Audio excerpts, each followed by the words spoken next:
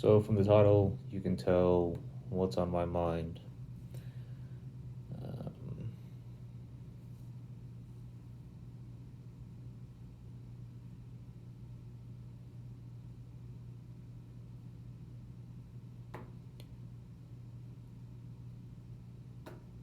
it's been on my mind a lot.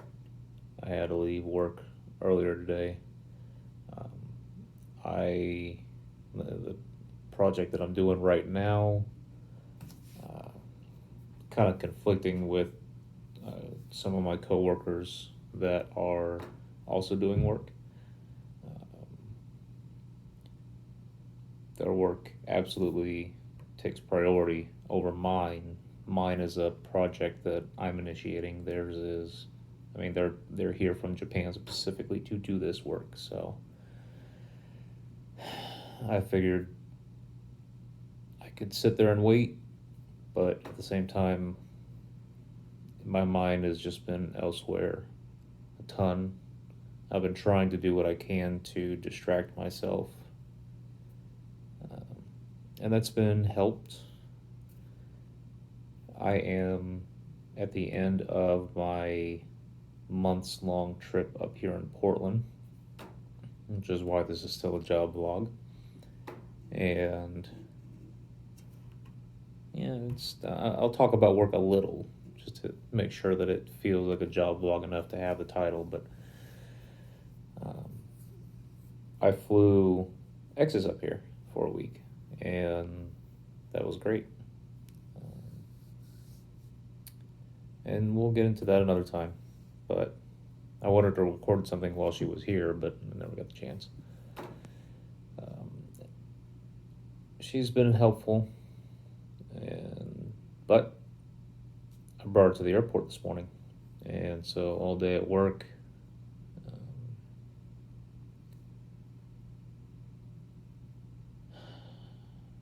it's my mom. I just keep Googling his name and swapping over to the news tab and seeing what's new. Um,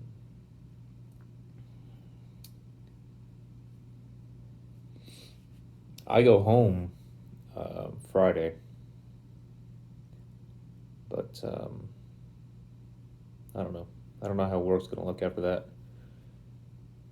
But I know that there are some things that I need to do related to this. So, uh,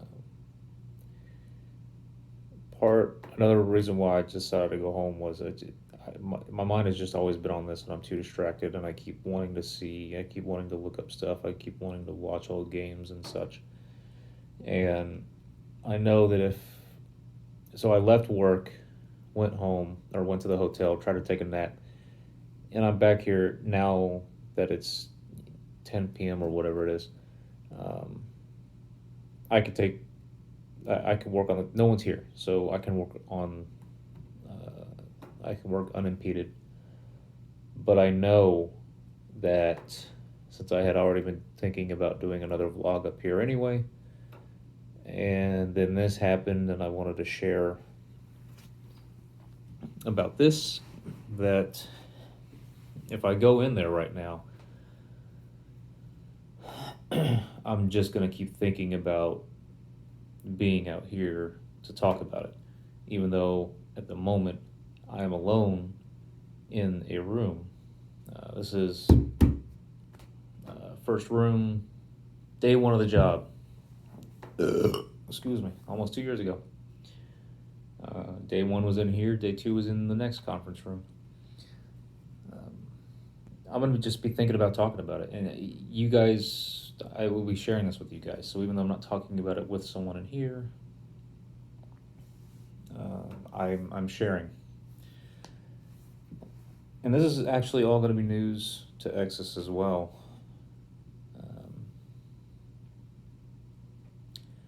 I honestly don't know if she had ever heard me say his name even before Sunday.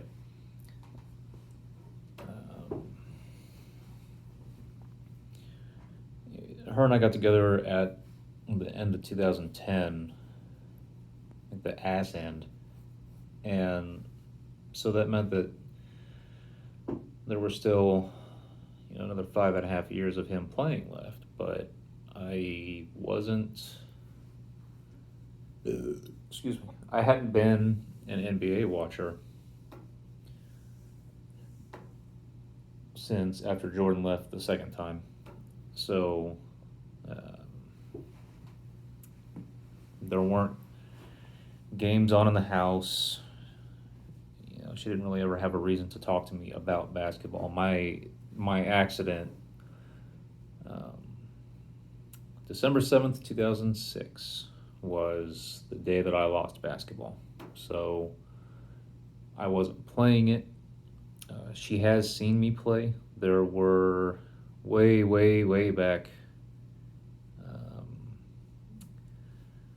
little while after we got together, some guys from the card shop started to go and play basketball after F&M, and that was good. They were generally unathletic peeps, and yet they were wanting to get up and go and stretch and play ball at night, and that was great. So I joined them. Figured I could help. Instead, they just they were completely uninterested in learning, and were only interested in fouling as hard as they could because they were not trained. They weren't people who had ever went to a basketball practice before, so they didn't know what a foul was. And that's not me being a Nancy. That's me getting way, way too many sweaty back forearms across the face while on offense. I mean, if you play basketball, you know what it's like to play against someone who has not played basketball. Those are still fun nights. So she got to see me on a few of those, but again, I was injured then. I'm injured now. I'm not any better. So basketball wasn't really ever a topic for us. So on top of that, in a way, and I will long form get into this, but he was always sort of the enemy. And I'll get into more detail, but he was the first real threat to the legacy as a massive Jordan fan. So there was reason to not be a fan and so on. So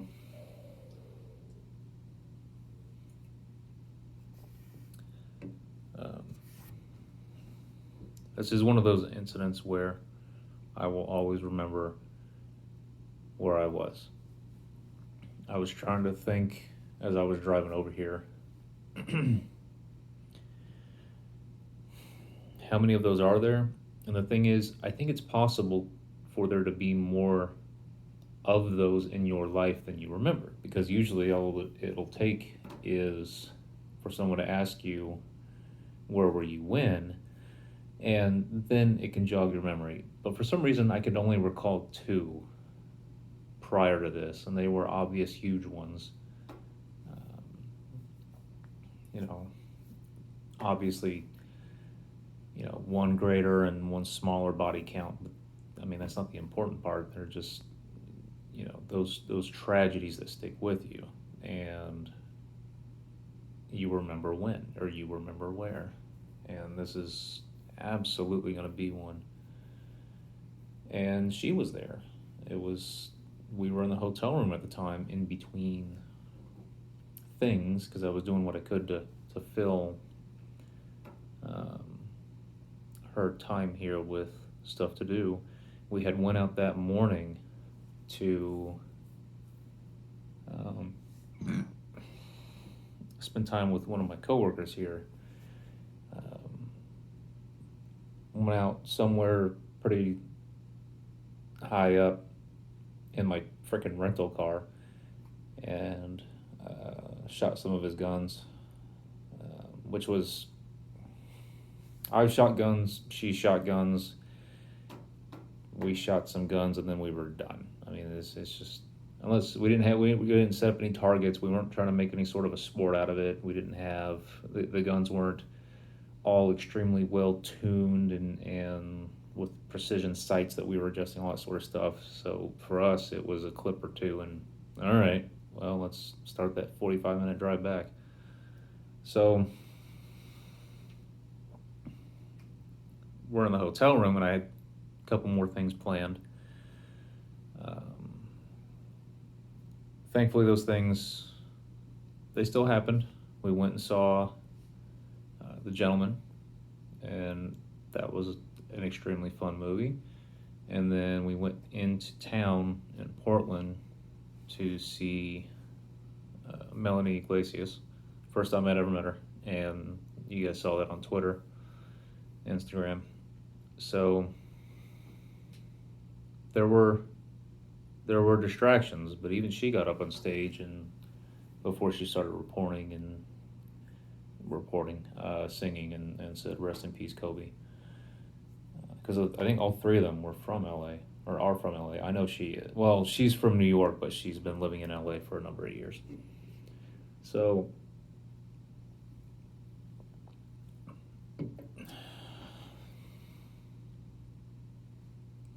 yeah, distractions were there, but still.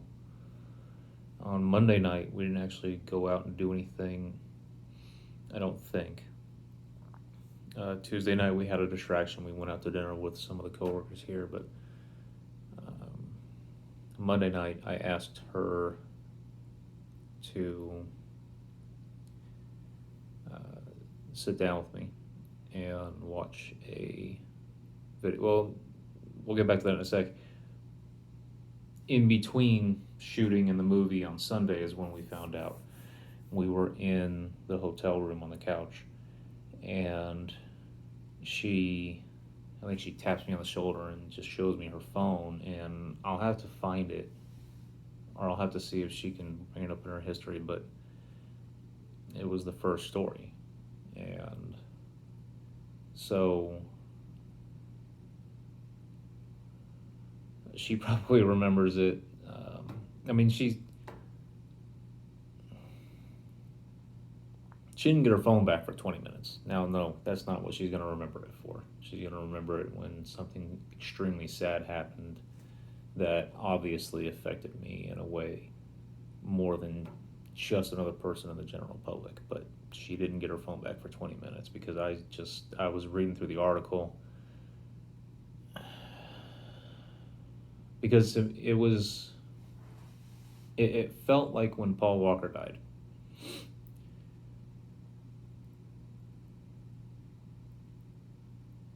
When I first heard that Paul Walker died,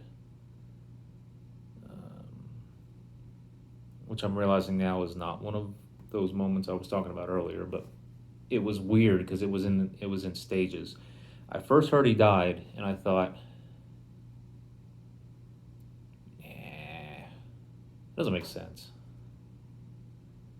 And then I heard he died in a sports car or in a race car, and I thought, okay, yeah, all right.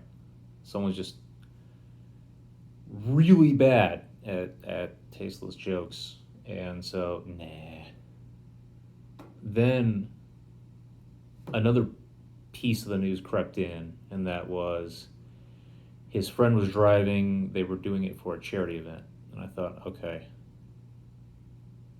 now that starts to feel real, because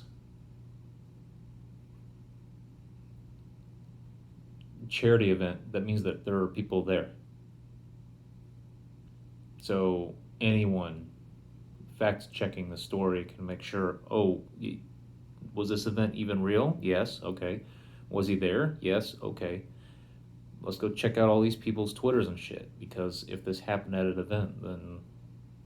So that's the point where I thought, okay, this must be real. The site that she pulled it up on was something like CNN, so it felt real pretty much immediately. It did not say that it was just it. It also mentioned very quickly that his daughter was involved. So I just had that oh no feeling again, where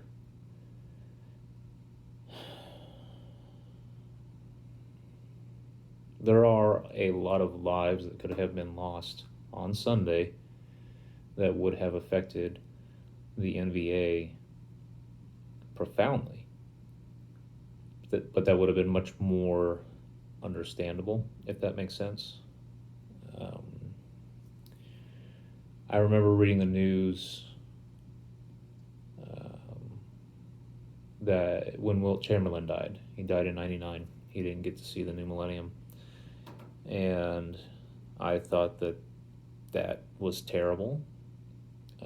His, I mean, his big career, the end of the '50s, the '60s, beginning of the '70s. So it's still, but it was understandable, and so if we were to lose any number of players that are still around, then at least it would have made sense. And this just doesn't make sense. Um, Not even close. Losing those other people would have been terrible. I mean, there are a lot of them who have spent their entire lives, past their careers, decades, being commentators or doing sportscasting or helping out with youth centers, enriching our understanding of the game, giving an old timer's view on the changing landscape of the game, and they're so important. And it sucks that he was doing the same thing and had so much more of it ahead of him, and so did she. The When I read that Kobe had said that a couple of the women that had come out of UConn were NBA caliber, I thought, God, I've always wondered, why isn't there a woman playing in baseball? Why isn't there a woman playing in the NBA? It doesn't matter to me that they have separate. Actually, I don't know. Do they have women's baseball? They have softball. That's not the same game. So why hasn't that happened yet? And I thought, you know what? If there's going to be a push for something like that to happen, maybe this could have been where it would have started. They've had female referees for a number of years now, and I always thought that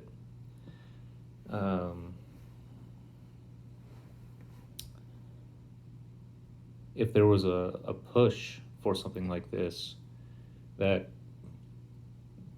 not only would it have been something that a bunch of women coming out of college could have jumped into, but it also could have been a thing where a lot of the WNBA, which the NBA is committed to supporting no matter what financially, but there's a big stable of players who have been practicing for years, who have been playing and enriching their game for years, and they would absolutely love to jump over. And there are plenty of players in the NBA that you can argue don't belong or are essentially non-players on their team. And so I've wanted to see that transition for a long time now. And then I'm reading about his daughter, and I thought this might have been, like, he could have been the person that pushed to make that happen. But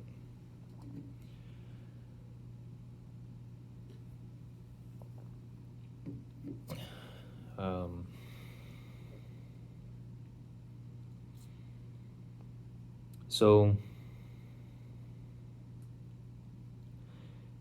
on Monday night, I asked her to sit down and watch a video with me.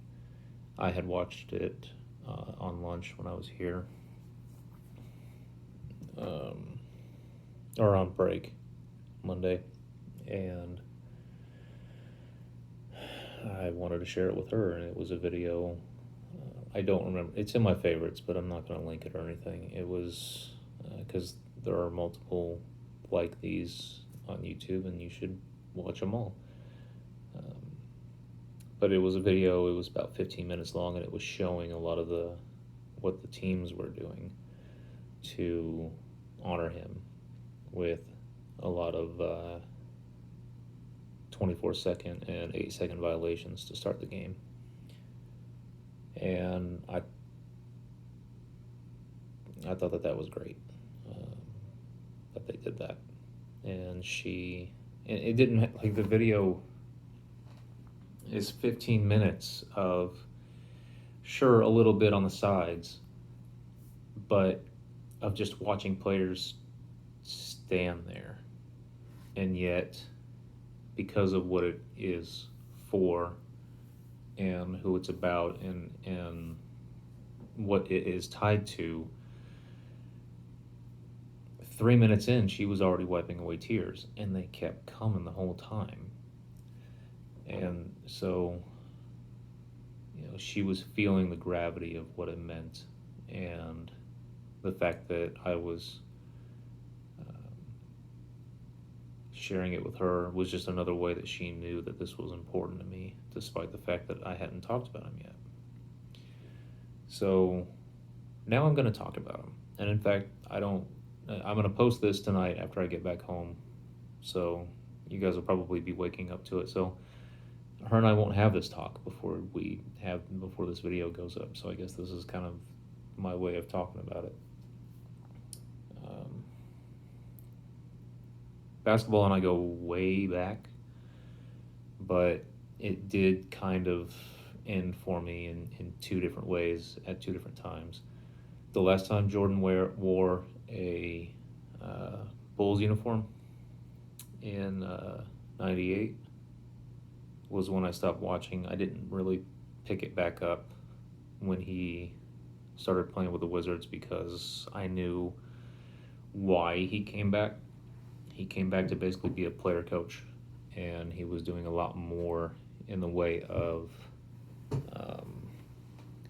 using his play to teach his teammates instead of just trying to be awesome Michael. Plus, at the time I was in high school and my focus was elsewhere. I had a job. I was trying terribly, performing terribly to chase girls. So that never turned into anything. Partly because of how naive I was. But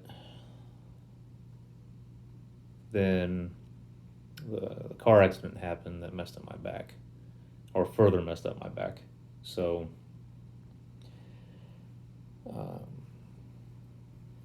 that said, despite the fact that I wasn't watching the NBA, never watched college, and stopped playing myself, I had been in NBA. I had been watching Jordan since the 91-92 season. And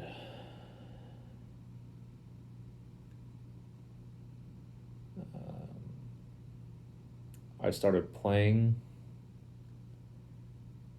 right after that time, because when we moved down at the end of '92 from Alaska back down to Kansas, we had one of the first things that my dad did was he went out and bought this kind of jungle gym type thing for my youngest brother. And the first thing I did was I picked up my the basketball, and I don't even think it was a basketball at the time. I think it was just some ball that we had in the backyard, but I had been wanting to play basketball.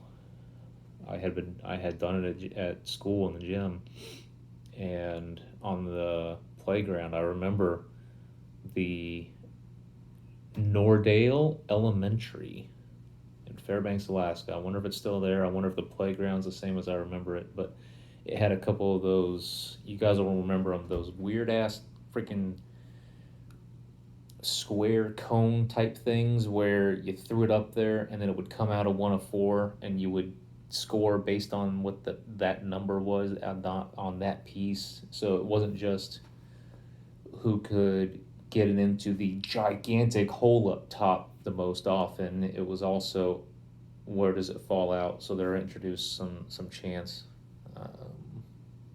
but I was almost always on that thing. And so even though this jungle gym didn't look anything like a basketball hoop, I was still grabbing a ball and throwing it in there. And so my dad kind of took that as a cue and got me my basketball hoop. First one. It was early '93, I want to say, when I finally got it to have my own hoop and start to shoot on it. And my love and skill took off from there. Now, and I did the same thing everybody else wanted to do. Every day, I wanted to grow up to be like Mike.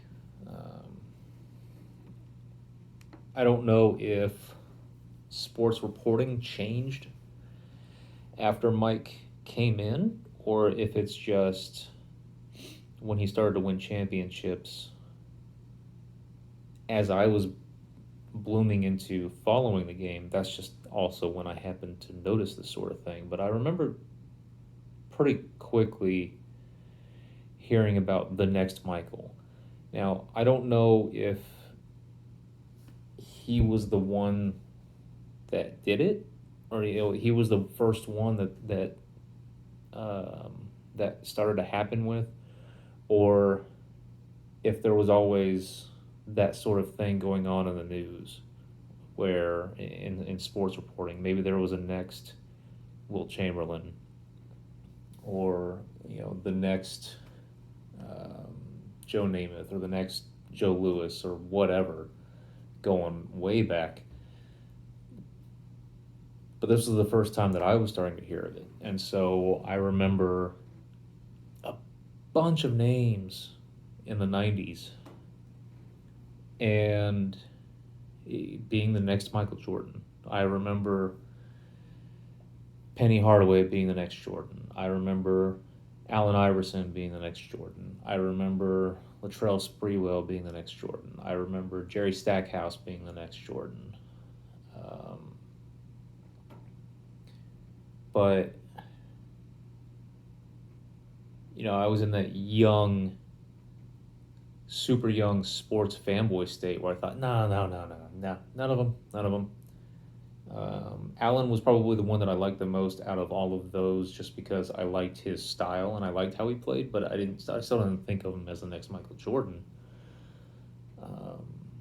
He may have been the one that had the most love for the game out of that group, but still, I didn't see the next Jordan when I watched him play.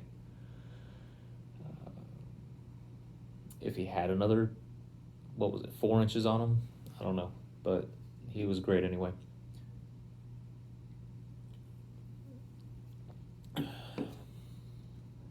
But Kobe. Immediately I thought, well, Kobe doesn't have 3 years of college behind him. But I watched him play, and I thought, well, no, but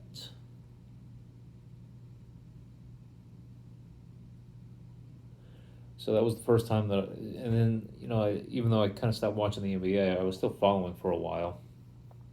And it started to seem like, well, crap. And so he was the first time that I thought, is this an actual threat to the legacy of the greatest ever? And so in a way, I kind of hated him for it. On top of that, he always wore a Lakers uniform, and I was always against the Lakers because I didn't like, even back then, and even as someone who came into sports watching and idolizing Michael Jordan as he was winning championships, I always hated people who, I never understood being a fan of a team just because. And it seemed like the Lakers definitely had that going on. Now, the Lakers have an extremely expansive history of championships, and they're also based in LA. So you're always going to have very vocal fans, and,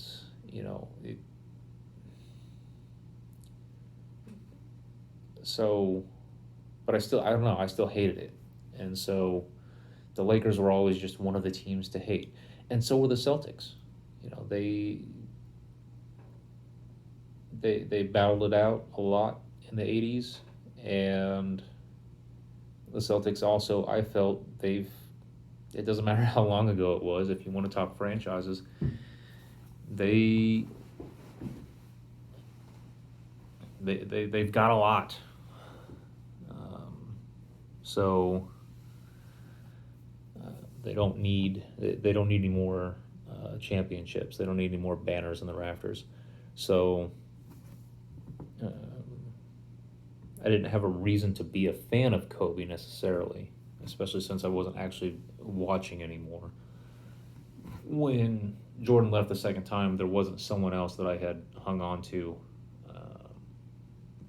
as feeling the need to watch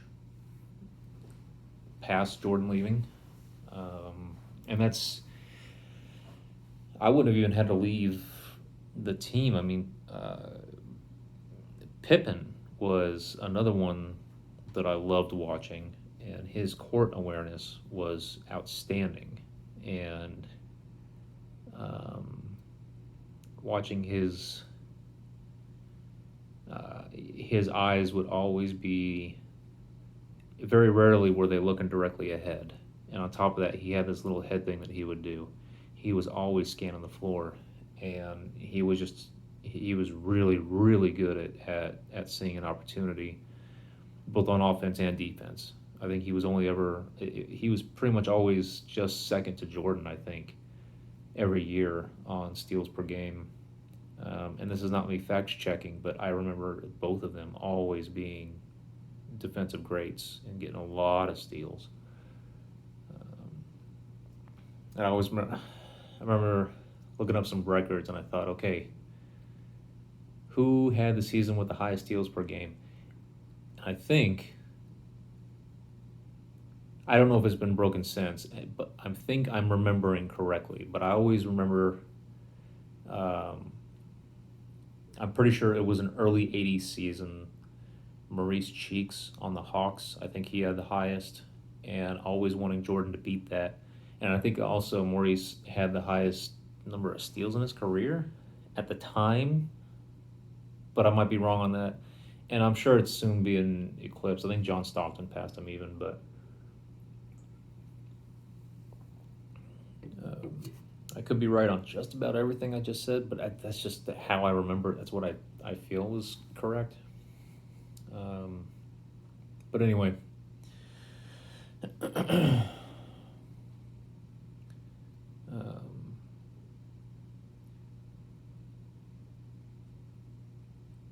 so that's why I felt like I hated Kobe for the longest time, was because he was too he was an actual genuine threat to that Jordan legacy that I held on to and remembered so fondly. And that's all it was. And so the respect was always there. I saw his influence because Jordan wasn't playing anymore. So who were kids watching? Well, they were watching Kobe. So, and one of those F&M players, his dad actually owned the shop that we went to. He was a big Kobe fan, and I never stopped him. I never gave him crap for it. And so Kobe was to a ton of kids what Jordan was to a ton of other kids, including myself.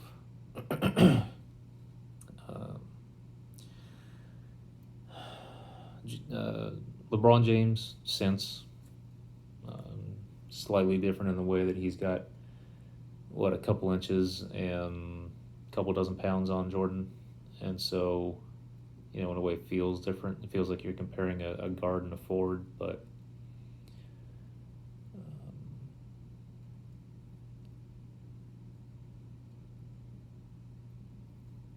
there was always something in the back of my mind of, well, if I was still watching, I'd probably be watching Kobe. Still wishing that the Lakers would lose, but still watching Kobe. And since Jordan stopped playing that second time anyway, I kind of had this transition, even though I was middle school. Actually, that was the summer between middle school and high school. Um,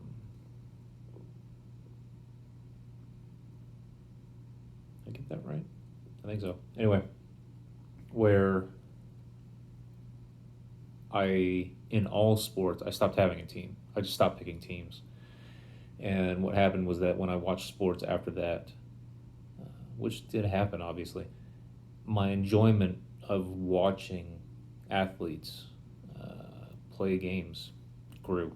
Because if you're not invested in a particular team, then you can watch any game and have just as much entertainment as long as the game is good, not a blowout or something. But even though sometimes blowouts can be fun to watch.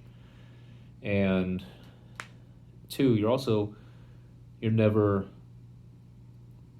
feeling like crap because your team never loses because you don't have one. So enjoyment in sports overall for me increased once I decided that I was just not going to have a team. I didn't see a reason to I didn't even see, and this is me having this, logical, feelingless, analytical mind on most things, but excuse me, I couldn't find a good reason to be a fan of a team. I mean, I've always been against the idea of being a fan of a team just because you live there. Because when you ask someone who was a fan of a team in their city, why are you a fan of that team? Because I can drive to their stadium. That didn't do it for me. That's not be a fan of another team.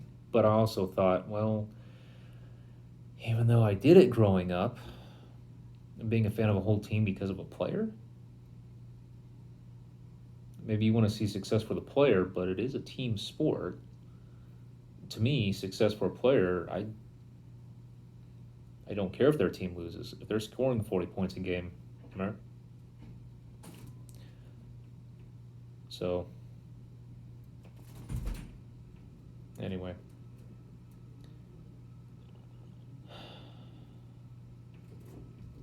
The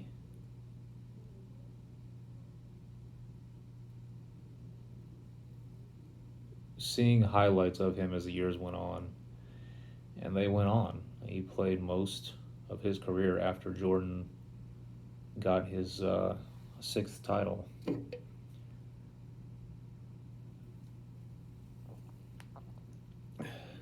Every time I saw another highlight, I kept thinking, damn it, damn it, damn it.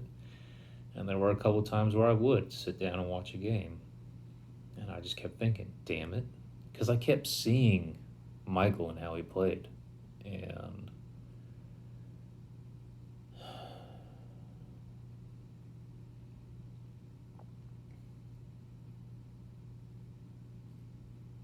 it's kind of like we lost little Michael.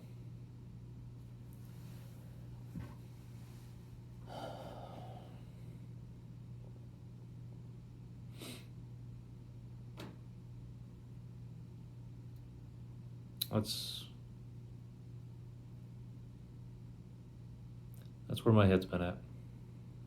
Maybe now I can focus and get a few more hours of work done tonight. But I wanted to share. Trust me, there's tons more to talk about. But we'll have to do that next stream if you guys want to. But if not, that's fine. I wanted to share. I felt like, despite the fact that this is going to be 15 of you seeing this, and there are millions of people who are affected by this.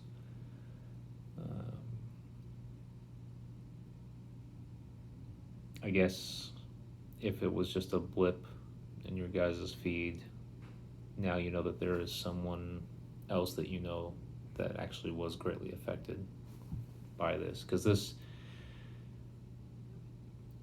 there's a lot more to it than that. There's all of this time that he's lost with his family and I'm at the end of a months long trip, spending it away from mine. So much so that I freaking flew her up. I've had some trips home, but I flew her up because I was just tired of it. I'm going to be going home and seeing if I can talk to my boss down there about doing more remote work from home.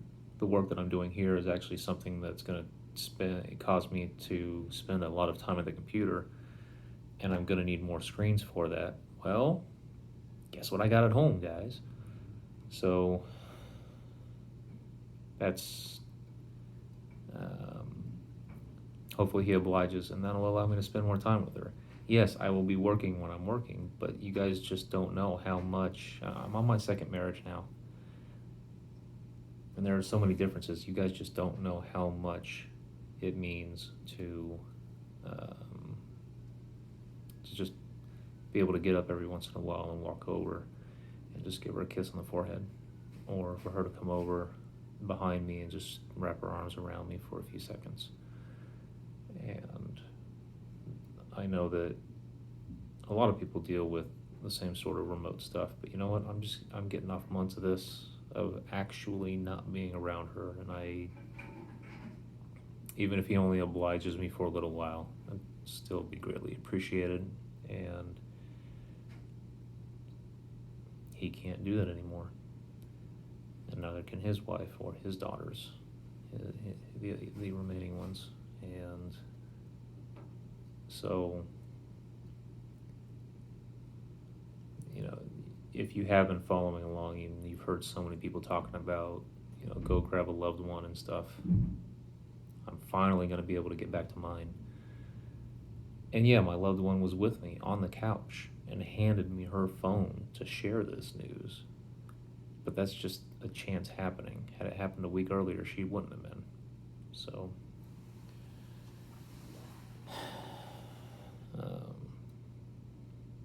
and this has probably run long enough as it is, and I'm running the risk of this phone breaking up the videos because it likes to do that when they get a certain length, despite having tons of extra storage. But I wanted to share. I don't know when I may first stream when I get back. We'll see. But if you guys are interested, we can talk about it then. Go into some of the side stories and talk about my time with the sport that I loved and love. Can't play it, still love it. Still. On Friday, 2 days before, just 2 days, I brought her over to the Buffalo Wild Wings that's across the street from the hotel that I've been staying at. I've probably been there 15, 20 times since I got here in October, and I was the guy that came in and wanted as many NBA games as possible on the TVs. I got here in the middle of October. I remember telling a friend, one of her coworkers now, that way back when the semifinals were over last season, and it was the Raptors and the Warriors. I fucking hated the Warriors for a number of reasons, including their little shoulder-shaking, showboating star. That if the Raptors win, I'm gonna buy NBA League Pass next year. And so this was before the final started, and he replied, "Well, be prepared to save a couple $100." And then they win, and it's not in a fashion. I was starting to get back, trying to start to kind of get back into it, but into watching the game again. And then they win, not in a fashion they would have liked. But then this work trip happens, and I get here, and I immediately think, I'm not gonna tell them that I didn't buy it, but I get to go out every night if I want and eat and get multiple games at once and live. So better than just having NBA League Pass, I think. I'm now realizing I actually don't know how League Pass works. Maybe you could stream multiple at once. But anyway, um, so I wasn't going to spring the hundreds of dollars to get it if I could just go out and eat and watch as many games as I wanted. I may still. They usually cut the price at around All-Star break. I noticed that last year because there's only about half the season left. Less than half of the regular season games, but plus the playoffs. I Before I do, I'm going to do a test, and if it's a success, then I'm going to. But it may be good background script writing material and editing material, and if that's the case, bam, I have found something to have on in the background that will not distract me. It won't be YouTube where I need to click on a new video every 15 to 30 minutes. So, um, or an anime that I feel I need to pay too much attention to because I'm trying to watch only new stuff these days. Or something like Futurama where I feel like I'm not appreciating a show that I actually love by just having it be background noise.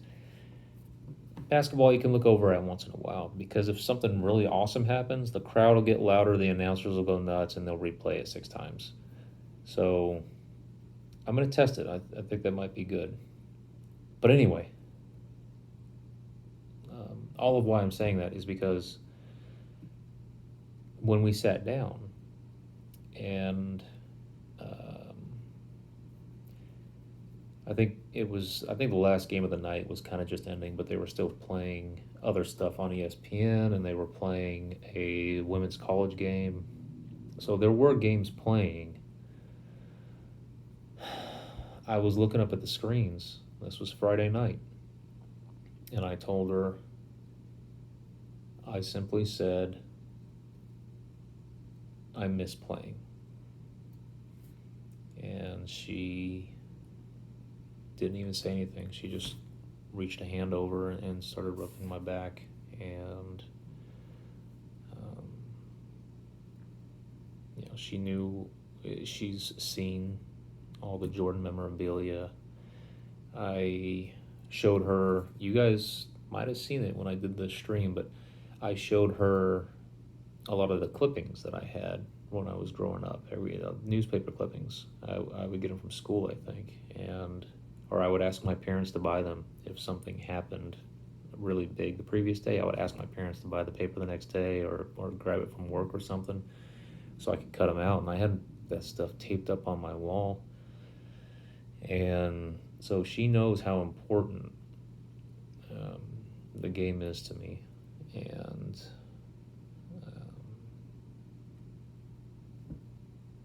that I miss playing, and that I tried to play through the pain before. And 2 days later, we lose one of the absolute greats, and that just, it makes me want to ball up my fist in anger, but at the same time, it just further, I want to go out and play. So, anyway, if you're still here, thank you for listening to me ramble, but it felt good to get this out. And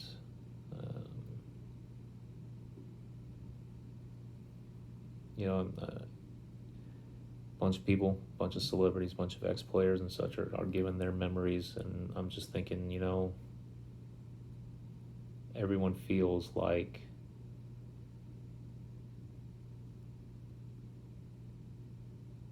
these thousands of different interactions, Kobe might not even remembered half of them, but the other people thinking of Kobe, that meant something to them. And here I am, someone who never even got to who never went to a game and got to see him play. He still meant a great deal to me. And I honestly can tell you that there are, I'm not going to try to come up with a ranking or anything like that. I'm not going to try to quantify this, but I honestly couldn't tell you how many other either players or ex-players I could say that about who would affect me like this. And so, um,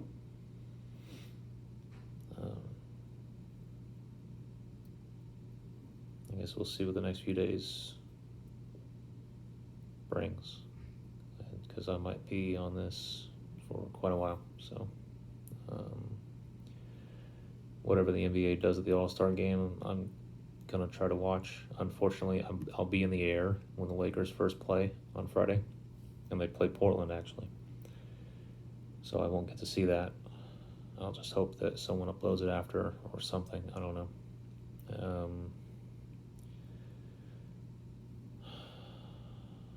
Hopefully they change the logo. 'Cause I'm pretty sure it's Jerry West, and Jerry West has talked about not wanting to be the logo or wishing he wasn't the logo. And I'm pretty sure that was Jerry West on TNT bawling his eyes out with everyone else, talking about how great Kobe was and how much he loved him.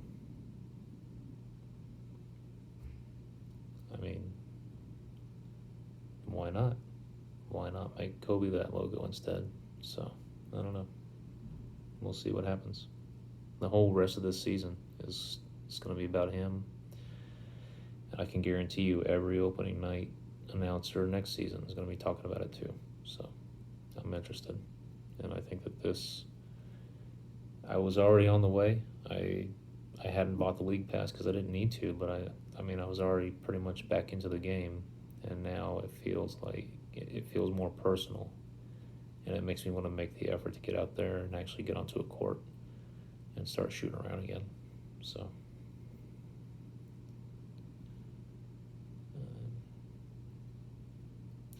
for the fourth time now, I think that's about time. So, thank you guys.